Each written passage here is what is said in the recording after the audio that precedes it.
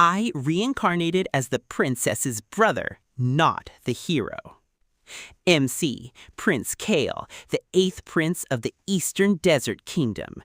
In his previous life, he was an ordinary university student who binge-watched fantasy movies. He wakes up one day as the youngest prince, the spoiled little brother of the future queen.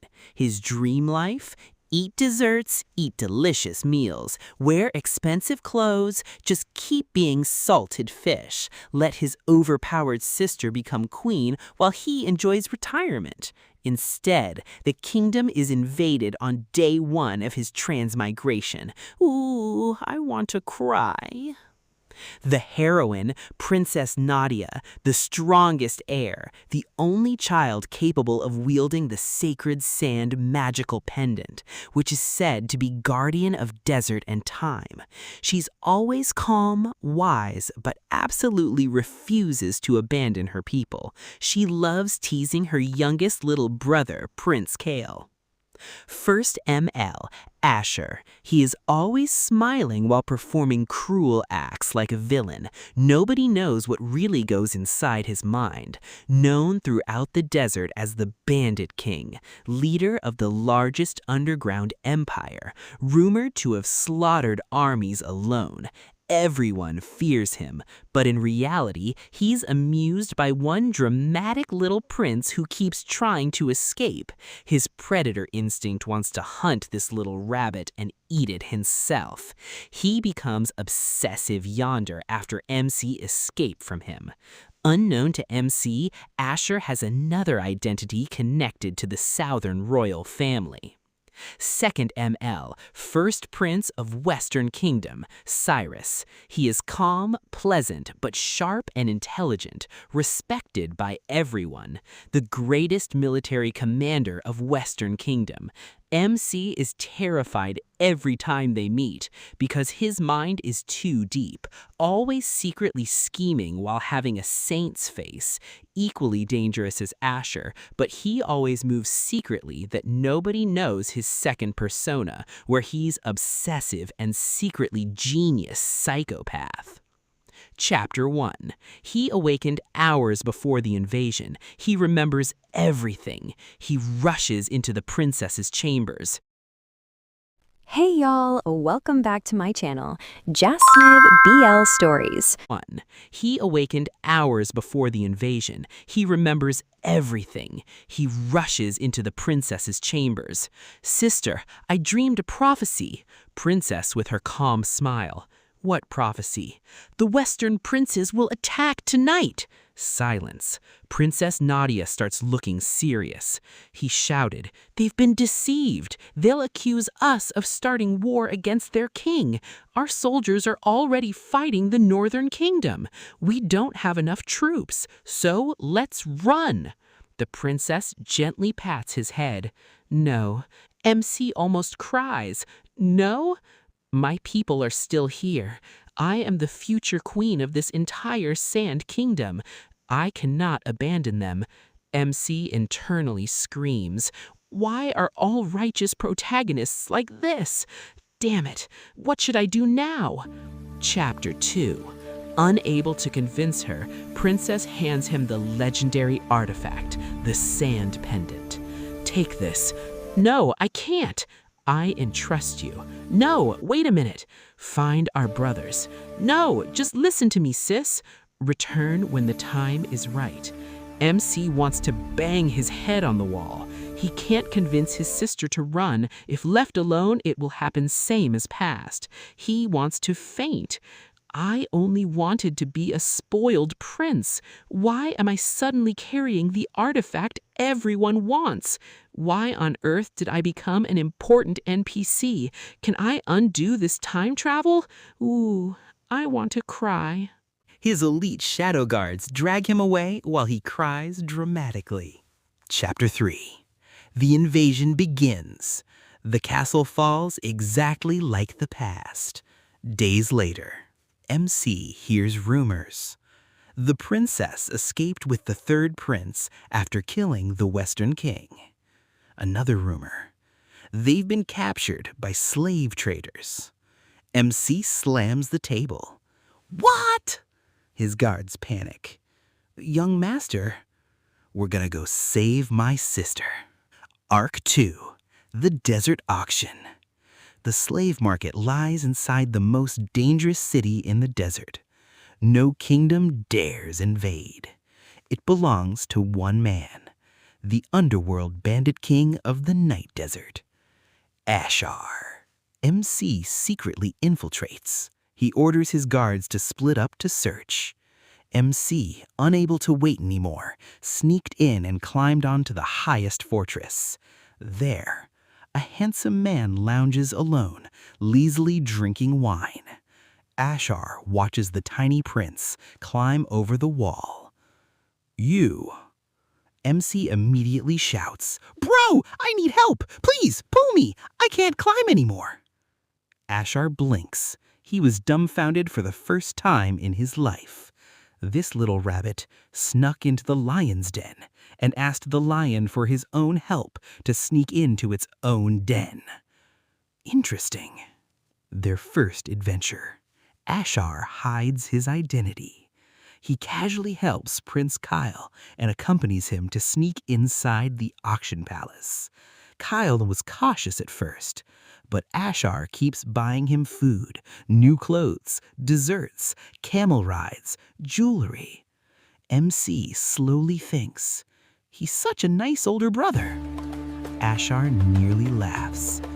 The Bandit King's subordinates stare in horror. Their terrifying master is carrying shopping bags and smiling like an evil villain about to kidnap an innocent rabbit. Eventually, Ashar asks, "So, why are you here?" MC whispers dramatically, "I'm rescuing my sister." Ashar, knowing everything, he secretly orders his men, "Move the Princess Nadia, hide her elsewhere. Let's see what this amusing little Prince Kyle does next." The Great Disguise. Ashar smiles. "I have a plan." Minutes later, MC looks into a mirror. Beautiful veil, elegant but revealing dress, lots of jewelry.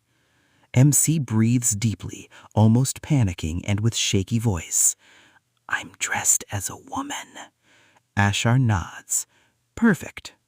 MC explodes. "How is this perfect? Are you mocking me?" Kyle wants to punch this shameless, smiling man. Ashar laughs out loud and drags Prince Kyle to infiltrate the auction. After turning and almost getting lost in the maze, they finally sneak into the auction palace, only to discover the princess already escaped. MC realizes, "I got scammed." He chases Ashar through the palace. Ashar effortlessly dodges every attack. "You lied." "I merely omitted details." "You villain!" Ashar traps him against a pillar. "If you become my wife, I'll help find your sister." MC's face turns red with anger. "Go dream!" He almost kicked Ashar down there. Ashar clenched his jaw, smiling dangerously, leans down to Kyle's ear and bit his earlobe, whispering, "You can't escape me, baby." Ashar picks him up like a bag of potatoes and took him to his palace. Prison love life. Asher refuses to let him leave. MC begins a campaign of revenge. He throws childish tantrums, complaint about food, steals Asher's pillow, and hits him since he can't fight Asher. This man made of steel body, damn it, this block of wood. Why is he handsome and dangerous at the same time? Oh no, oh my God. Please don't tell me I'm getting Stockholm Syndrome. I definitely need to escape. He orders servants around and throws unharmful things at them. Keeps demanding expensive treasure. I want that shiny sword. I want that camel. I want buried treasure. Asher indulges him every time. His subordinates begin referring to MC as the Little Lord, seeing how spoiled Asher, the king of the underworld, treats him. Months later, the secret guards of Prince Kale finally find MC and contact him secretly. They say Princess Nadia was saved by third prince of Western Kingdom, Nora, and escaped safely. MC finally finds an opportunity. He begs Asher to let him visit the famous cliff where tourists visit. Asher agrees readily, which makes Kale get goosebumps. He stammers, "Really? Can we go?" Asher pulls Kale and hug him tightly, breaths intertwined. "Sure, let's go, but give my reward right now." He slowly reached inside the cloths. Kale blushed, pushed Asher away, but Asher, without stopping, kissed Kale deeply. After some time, Kale, lying in the bed in embarrassment, bit Asher and beat him with pillows. Asher laughs out loud and hugs Kale again. Later, they visited the cliff tourist market. While Asher was distracted by shadow guards, Kale escaped into the end of the cliff. When he turned back, Asher was almost near him. Asher shouts in anger, "Baby, you better not even think about escaping. I'll break your legs and tie you to myself and never let you step away from me." Kale shivered. Damn, just thinking that scene sounds tragedy bad ending. In panic, Kale almost fell off the cliff. Asher started running towards Kale. A flying ship suddenly rises above a cliff. Someone reaches down. "Take my hand." MC grabs it. Asher appears just seconds too late to catch Kale.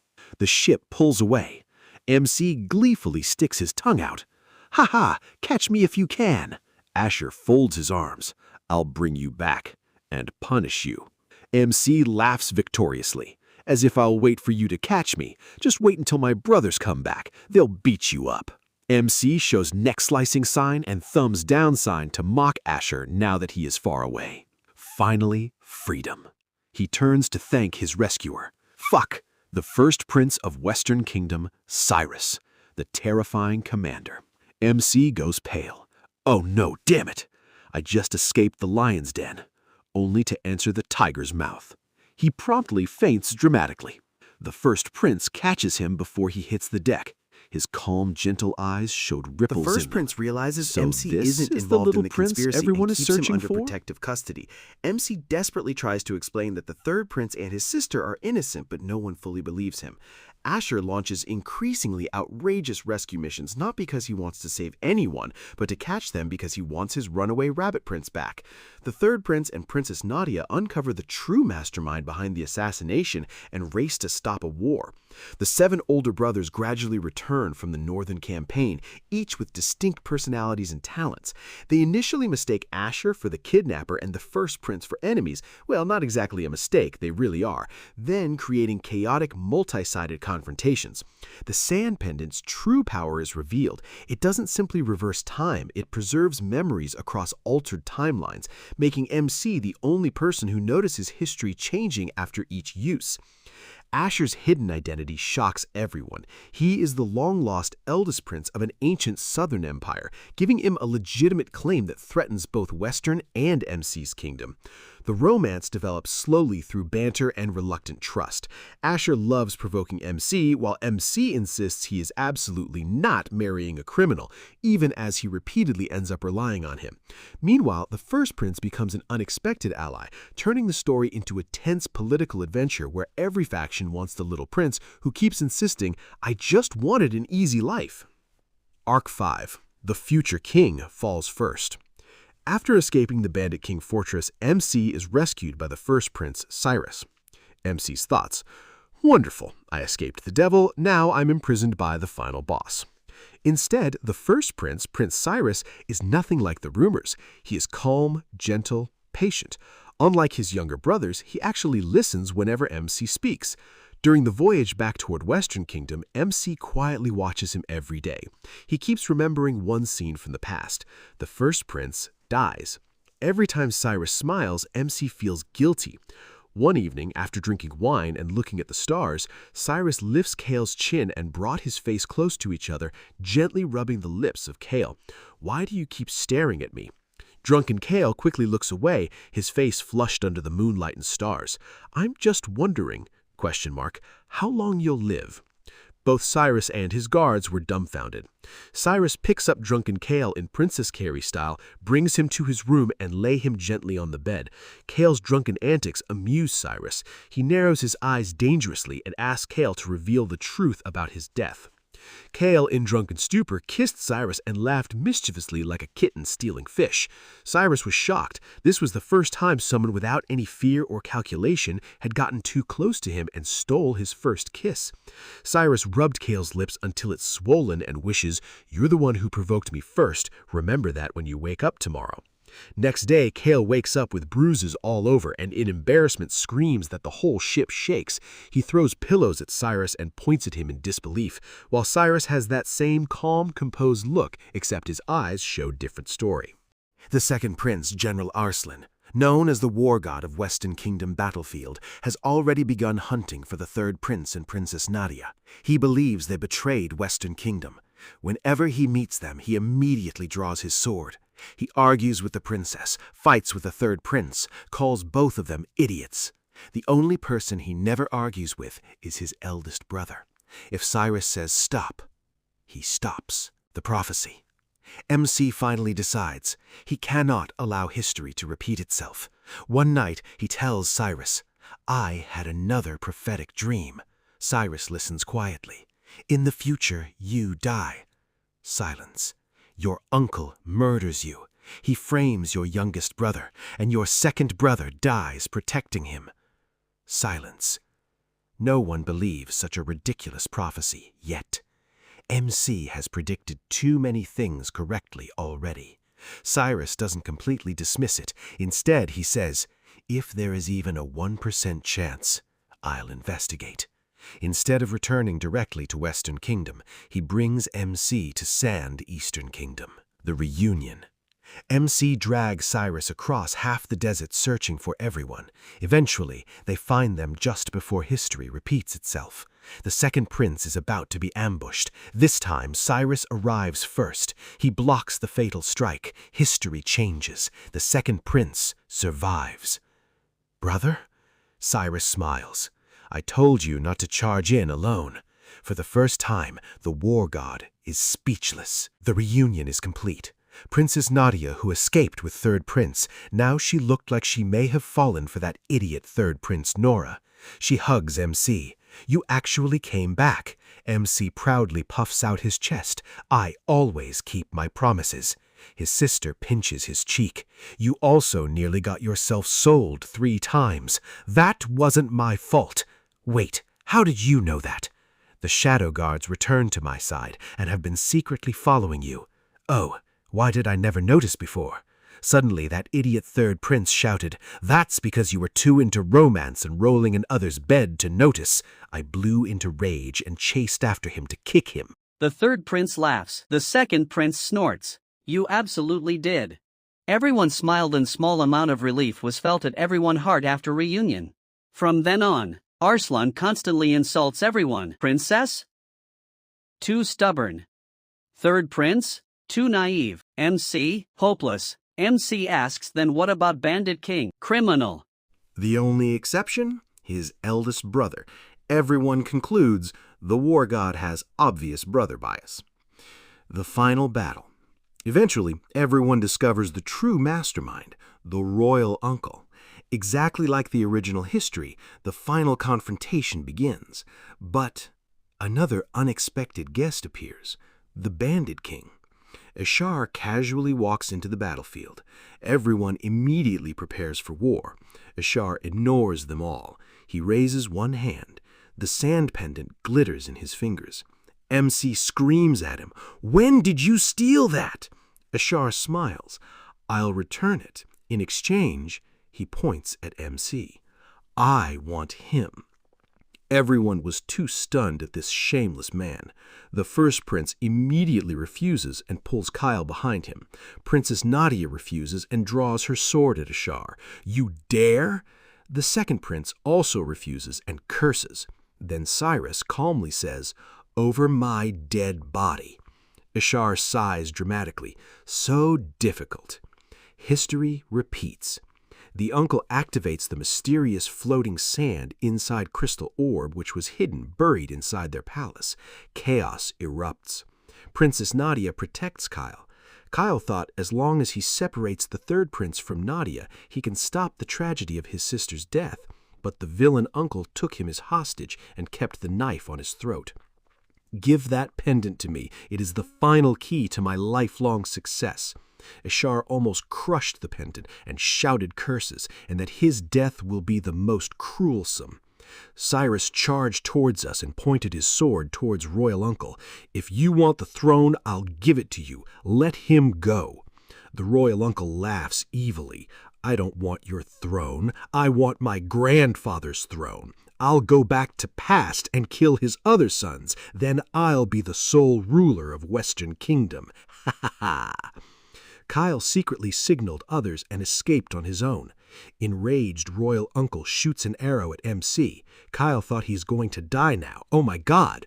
But before his eyes, his sister, the Princess Nadia, falls down bleeding from her lips. The arrow pierced through her heart.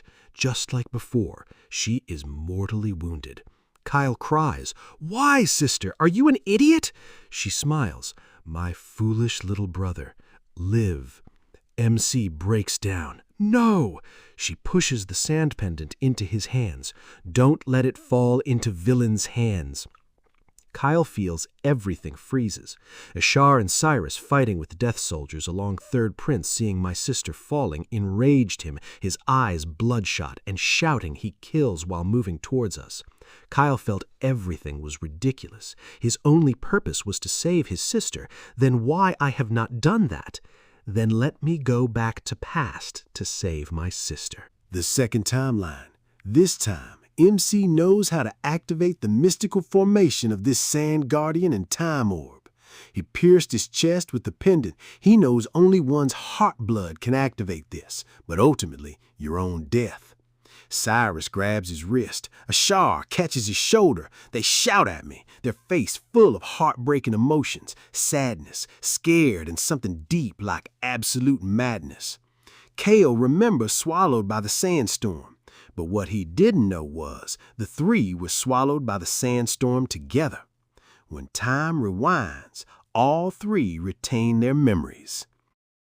The new beginning. Kale opens his eyes. Morning bright sunlight pierced his eyes. The day that idiot princes of Western Kingdom invades. MC is still inside the palace. He hasn't escaped yet. He blinks. It worked! He runs to his sister and cries while hugging her. She calmly smiles, pats him like coaxing a child scared by nightmares. Before he can panic and tell his prophecy, the first prince suddenly arrives under a white flag. Everyone is shocked. He makes his third brother kneel in front of the future queen, the current princess, Nadia of Eastern Kingdom. There has been a terrible misunderstanding. There will be no war. He exposes the royal uncle's conspiracy before it can begin. History changes completely. No invasion, no massacre or deaths. The unexpected proposal. With peace restored, the first Prince Cyrus formally visits the Eastern Kingdom again. Everyone assumes it's to negotiate peace. Instead, he faces Queen Nadia. My third brother wishes to marry Queen Nadia as stay-in husband. Third brother Nora, brother, when did I? Cyrus continued without giving him a chance to speak. And I wish to marry your brother and make him my queen. The entire court freezes. MC points at himself. Me? Cyrus nods. Yes. MC almost faints. Queen Nadia smiles. I approve. MC, sister! Then let's have the engagement tomorrow. The wedding eve. The engagement banquet begins. Both kingdoms celebrate. MC has accepted his fate. Maybe marrying the future king isn't that bad. Suddenly, the palace walls explode. Dust fills the hall. A familiar voice echoes. I'm taking him back. Ashar casually jumps through the destroyed wall. He pulls Kale and throws him over his shoulder. He's mine. Cyrus immediately grabs MC's other arm. No, he is my fiancé. Ashar grins. I don't remember agreeing. The two begin pulling MC back and forth. MC flails helplessly between them. My arms are gonna fall off. The second prince watches with folded arms. Absurd. The third prince is laughing so hard he can't stand. Queen Nadia calmly drinks her tea. They'll figure it out. No, sister, why are we too calm about everything? MC bursts into dramatic tears. Wah! Someone, please save me! Everyone else silently pretends not to hear him. The end? Maybe. Or perhaps the beginning of an even more chaotic romance.